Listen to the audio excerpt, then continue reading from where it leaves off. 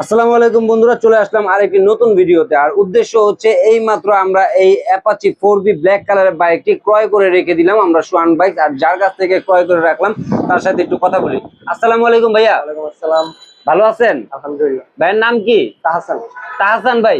তাহসান ভাই, এই যে বাইকটি যে সোহান বাইকসে বিক্রি করে দিলেন, বাইকের কি কোনো সমস্যা আছে না নাকি? না, আলহামদুলিল্লাহ, কোনো সমস্যা নেই।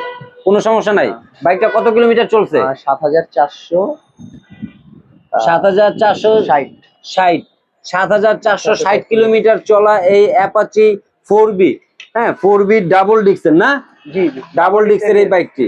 তো আপনার ভাই এই যে বাইকটি যে বিক্রি করে দিলেন, কি কারণে বিক্রি করলেন? হচ্ছে মানে বিভিন্ন সমস্যা আছে, সামনে পরীক্ষা আছে, এই জন্য আর কি। এই জন্য বিক্রি করে দিলেন। এই জন্য আচ্ছা, এই বাইকটি যিনি কিনবেন তার উদ্দেশ্যে যদি কিছু বলতেন।